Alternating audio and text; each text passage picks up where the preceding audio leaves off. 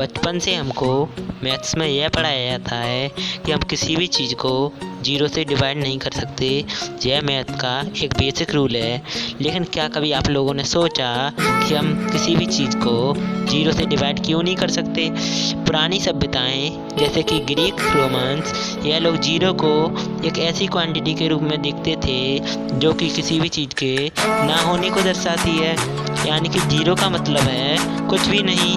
लेकिन मैं आपको लेकर चलता हूँ 7वीं शताब्दी में, जहाँ इंडियन मैथमेटिशियन ब्रह्मगुप्त ने जीरो को एक नंबर के रूप में देखा और उन्होंने कुछ बेसिक मैथमेटिकल रूल बनाए जो कि जीरो को डिफाइन करते थे। जैसे कि अगर आप 1 में जीरो को ऐड करेंगे तो आंसर 1 ही होगा। अगर आप 1 में से जीरो सब्ट्रैक्ट करेंगे तो भी आंसर 1 ही होगा। लेकिन अगर आप जीरो का मल्टीप्लिकेशन किसी भी नंबर से करते हैं तो उसका आंसर जीरो ही होता है। लेकिन अगर किसी भी नंबर को जीरो से डिवाइड कर दिया जाए तो उसके आंसर के बारे में ब्रह्मगुप्त को कोई भी आइडिया नहीं था। उन्होंने ऐसा सोचा कि किसी भी नंबर को जीरो से डिवाइड करने पर उसका आंसर जीरो ही होगा। यह सब ब्रह्मगुप्त का कहना था। लेकिन करीब 500 साल बाद यानी कि 12वीं शताब्दी में इंडियन मैथमेटिशियन भास्कर सेकंड ने हमको यह बताया कि 1 को जीरो से डिवाइड करने पर आंसर इनफाइनाइट आएगा, ना कि जीरो। ऐसा उन्होंने इसलिए कहा क्योंकि 1 को इनफाइनाइट पीसेस में डिवाइड किया जा सकता है। उनका यह लॉजिक बड़े नंबर्स के डिवीज़न को एक्सप्लेन नहीं कर पाया। जैसे कि अगर हम मान लें हमारे पास 10 पेन हैं और हमको इन 10 पेन को 5 लोगों में डिवाइड करना है तो हम सिंपली 10 को 5 से डिवाइड कर देंगे तो हर एक पर्सन को 2-2 पेन मिल जाएंगे। अगर हमको इन्हीं 10 पेन्स को 2 लोगों में डिवाइड करना है तो हम 10 को 2 से डिवाइड कर देंगे तो हर एक पर्सन को 5-5 पेन मिल जाएंगे। लेकिन अगर हमको इन 10 पेन्स को 0 लोगों में डिवाइड करना है तो हमारा आंसर क्या होगा? तो अब आप लोग कहेंगे कि जब यहाँ पर कोई है ही नहीं तो हम इन पेन्स को किस में डिवाइड करेंगे? यानी कि इस केस में आंसर का कोई सेंस ही नहीं बनता। इस केस में हमारा आंसर अनडिफाइन आएगा, यानी कि हम कुछ कह नहीं सकते। लेकिन आज हमको इसका आंसर पता है कि किसी भी नंबर को जीरो से डिवाइड करने पर उसका आंसर अनडिफाइन आता है, यानी कि ऐसा आंसर आता है जिसका कोई सेंस नहीं बनता। इसके लिए सबसे पहले हम 10 को 5 से डिवाइड करते हैं तो आंसर 2 आता है। हम 10 को 2 से डिवाइड करते हैं तो आंसर 5 आता है। 10 को 1 से डिवाइड करते हैं तो आंसर 10 ही आता है। हम 10 को 1/2 से डिवाइड करते हैं तो आंसर 20 आता है। हम 10 को 1/4 से डिवाइड करते हैं तो आंसर 40 आता है। इसका मतलब अगर हम किसी नंबर को छोटे नंबर से डिवाइड करते जाएं तो हमको उसका आंसर उतना ही बड़ा नंबर मिलता है। तो हम अगेन कर सकते हैं कि अगर किसी भी नंबर को जीरो से डिवाइड कर दें तो हमारा आंसर इन्फिनिटी की तरफ अप्रोच करेगा। इसके लिए हम कई बार लिमिट्स का भी यूज करते हैं। इसका मतलब हम यह कह सकते हैं कि 10 डिवाइडेड बाई 0 इन्फिनिटी होगा। लेकिन क्या यह स्टेटमेंट सही है? जी बिल्कुल नहीं, क्योंकि अगर हम मान लें कि 10 डिवाइडेड बाई 0 इन्फिनिटी है तो हमारा यह कहना भी सही होगा कि 10 बराबर है इन्फिनिटी इंटू 0 के। और हमको पता है कि किसी नंबर का मल्टीप्लिकेशन अगर 0 से हो जाए तो हमको उसका आंसर हमेशा 0 ही मिलेगा, बराबर होगा 0 के, जो कि पॉसिबल नहीं है। इसी तरह हम यह भी प्रूव कर सकते हैं कि 2 बराबर होगा 0 के, 5 बराबर होगा 0 के, 7 बराबर होगा 0 के। और जब हम इन सब चीज़ों को कंपेयर करेंगे तो हमें पता चलेगा कि नंबर लाइन के सारे नंबर दूसरे के बराबर हो चुके हैं। यानी कि हम पाएंगे कि पूरी की पूरी नंबर लाइन एक पॉइंट में कोलैप्स हो चुकी है। हमारी मैथ की पूरी फाउंडेशन ख़राब हो चुकी है। हुआ क्यों?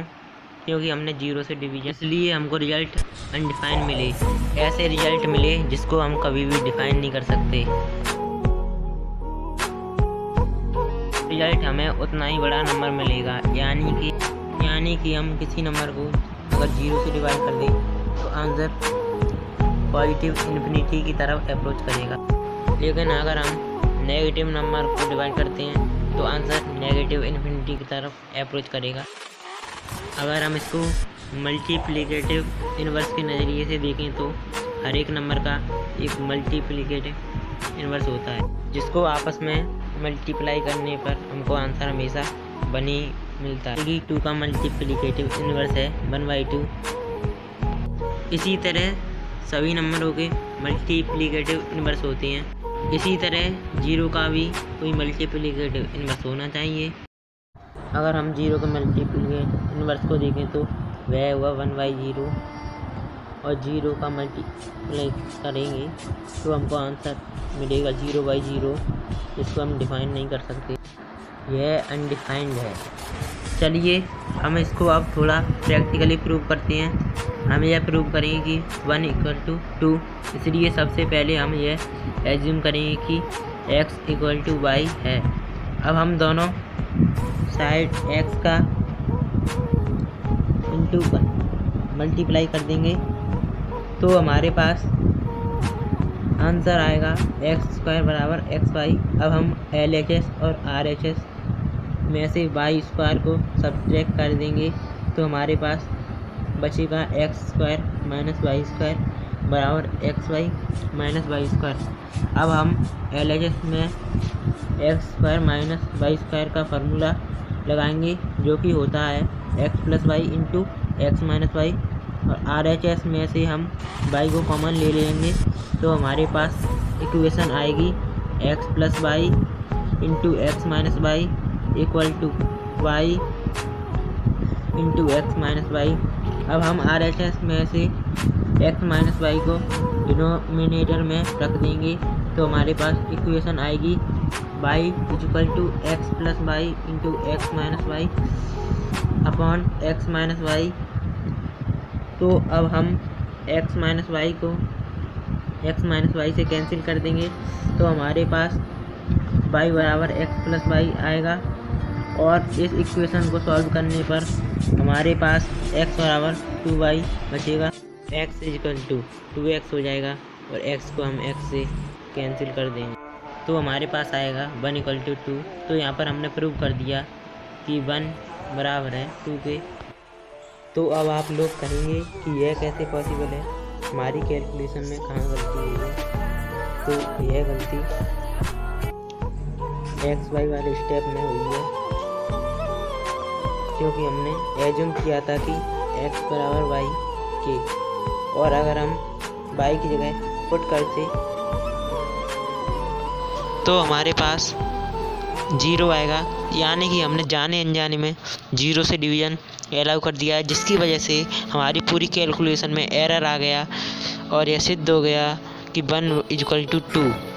तो देखिए कि केवल एक 0 से डिवीज़न अलाउ करने पर हमने यह प्रूव कर दिया कि 1 = 2। कितना अजीब रिजल्ट देखने को मिला।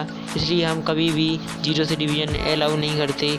यानी कि अगर हम मैथ्स में केवल एक बार 0 से डिवीज़न अलाउ कर देते हैं तो पूरे के पूरे मैथ्स के रूल बेकार हो जाते हैं। हमारी पूरी नंबर लाइन में जितने भी नंबर हैं वो एक पॉइंट में कोलैप्स हो जाते हैं, वह सब पॉइंट्स बन जाते हैं। फिर हम मैथ में कुछ भी कर सकते हैं, हम किसी भी चीज़ को प्रूव कर सकते हैं। मैथ्स का पूरा लॉजिक ही ख़त्म हो जाता है, नंबर लाइन का कोई एग्जिस्टेंस नहीं रहता। इसलिए हम कभी भी 0 से डिवीज़न अलाउ नहीं करते। हमको रिजल्ट तो मिलते हैं वो बिल्कुल बेकार होती हैं, जो कि हमारे किसी काम के नहीं हो। तो अगली बार अगर किसी ने आपसे पूछा कि किसी भी नंबर को 0 से डिवाइड करने पर आंसर क्या होगा, तो आप कह सकते हैं कि आंसर वैसा ही होगा जैसे कि एक हाथ से बजाई गई ताली की आवाज़, या फिर हमारा ब्रह्मांड किस चीज़ में फैल रहा है। हमको ऐसे आंसर मिलेंगे जिसमें कोई सेंस नहीं होता, जिसमें कोई इन्फॉर्मेशन नहीं होती।